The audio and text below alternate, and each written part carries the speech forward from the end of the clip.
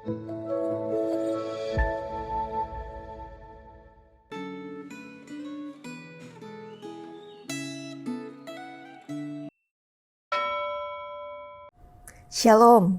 apa kabar Bapak Ibu Saudara sekalian?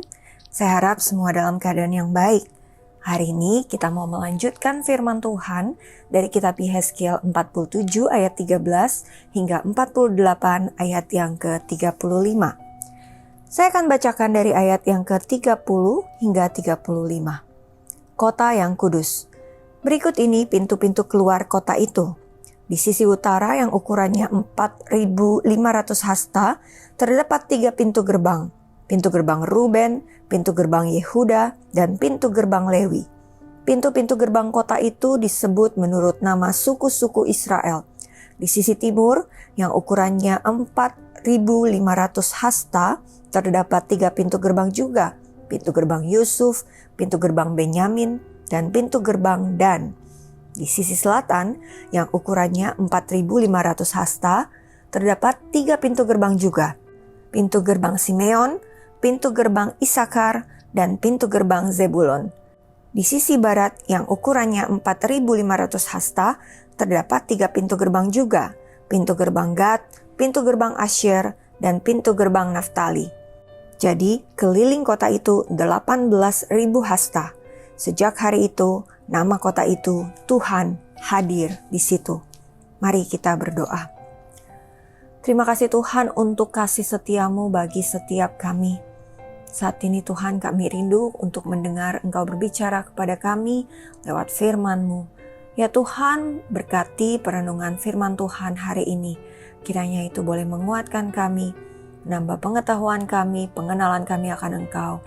Berkati Tuhan firman-Mu, di dalam nama Tuhan Yesus kami berdoa. Amin. Bapak Ibu Saudara sekalian, Blaise Pascal dalam pergumulannya saat melihat kekosongan batin manusia menyatakan bahwa jiwa manusia diciptakan untuk hidup dalam relasi dengan Allah. Tanpa Tuhan, hati manusia akan gelisah dan kosong. Ada sebuah kekosongan yang memang dibentuk oleh Allah, God-shaped vacuum, di dalam hati setiap manusia yang tidak dapat dipuaskan oleh apapun yang diciptakan, seperti logika atau materi, selain oleh Allah pencipta. Kepuasan jiwa ini ingin digambarkan oleh Nabi Yehezkiel melalui pemulihan yang dikerjakan Allah bagi umatnya. Setelah sungai kehidupan mengalir dari hadirat Allah, Yehezkiel menampilkan pemulihan yang semakin utuh, yaitu tanah dibagikan kembali, umatnya dipulihkan, dan pusat kota diberi nama baru, yaitu Tuhan hadir di situ, Yahweh Shammah. Bagi umat Israel yang tercerai-berai dan kehilangan hak milik, identitas, dan rasa amannya karena pembuangan ke Babel, tanah yang dibagikan kembali kepada ke-12 suku Israel ini menjadi sangat penting dan melegakan. Itulah tanda bahwa Allah memulihkan kembali identitas, warisan, dan masa depan mereka. Allah menunjukkan bahwa perjanjiannya tidak gagal. Pembagian tanah menunjukkan bahwa Allah adalah Raja yang membentuk kembali kehidupan umatnya dengan kasih, keadilan, dan keteraturan. Tidak ada lagi penindasan atau ketidakadilan. Bahkan orang asing yang tinggal di tengah Israel pun mendapat bagian warisan. Kebijakan yang sangat radikal dalam konteks perjanjian lama. Ini menunjukkan kasih karunia dan pemulihan Allah yang terbuka luas juga bagi bangsa-bangsa lain.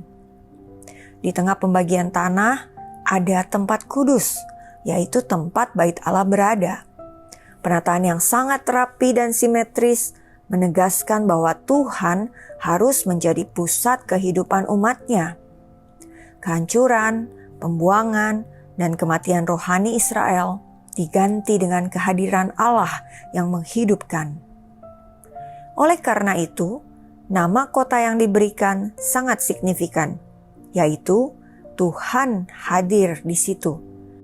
Yang berarti bahwa identitas umat Allah bukan ditentukan oleh kejayaan, kekuatan, atau nama besar, melainkan oleh kehadiran Allah. Dari Taman Eden, kemah suci, bait Allah, inkarnasi Kristus, dalam Yohanes 1 ayat 14, hingga Yerusalem baru di Wahyu 21 ayat 3, semuanya menggemakan kerinduan Allah untuk berdiam di tengah umatnya. Inilah tujuan akhir kisah penebusan Allah. Jadi, bacaan Alkitab kita hari ini mau mengingatkan bahwa manusia tidak pernah diciptakan untuk hidup jauh dari Allah. Saudara, dunia menawarkan banyak kota dalam tanda kutip untuk memberi rasa aman dan identitas, entah itu karir, uang, atau pencapaian, atau relasi, bahkan agama. Tapi hanya hadirat Allah yang dapat memberi kehidupan sejati. Bapak Ibu Saudara, mari kita renungkan bersama. Apakah Tuhan sudah menjadi pusat dan sungguh hadir dalam hidup kita, baik di rumah, di tempat kerja, maupun di gereja? Amin. Mari kita berdoa. Ya Tuhan, kami mengucap syukur buat firman-Mu hari ini. Kami belajar Tuhan, bahwa Engkau merindukan hadir di tengah kehidupan kami. Dan kami hanyalah manusia yang akan kosong jikalau tanpa Tuhan. Kami diciptakan untuk berelasi dengan Engkau. Karena itu Tuhan, biarlah kami boleh terus punya kerinduan untuk dekat pada Tuhan, untuk terus menjalin relasi yang baik dengan Tuhan, untuk terus belajar firman Tuhan agar kami sungguh mengerti kehendak-Mu dalam hidup kami. Berkati kehidupan kami Tuhan, boleh menjadi anak-anak Tuhan yang terus melekat kepadamu. Di dalam nama Tuhan Yesus kami berdoa. Amin.